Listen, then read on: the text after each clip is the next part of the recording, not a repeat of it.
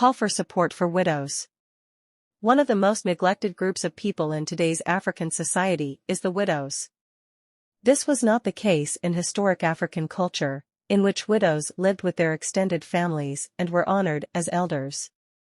However, recent upheavals in many African communities have caused millions of widows to be left to fend for themselves. Calamities like war, the AIDS pandemic, forced removal to refugee camps, urbanization, and the cultural confusion caused by modernization.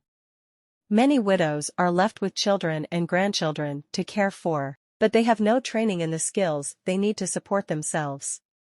Michael and Madison Ubiam Humanitarian Foundation Widows Project, under the direction of Dorothy Ubiam, provides vulnerable women with the skills, local support group, and spiritual guidance, food, and startup loans to start their own businesses and build a fellowship of like-minded women.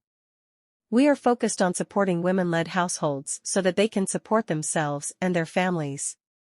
They are typically widows, single mothers, grandmothers, aunts, or guardians who look after the children. They are amongst the most vulnerable groups in Africa.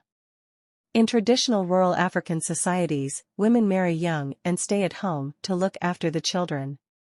The loss of a husband or breadwinner is traumatic and with no state support, usually causes hardship to the family.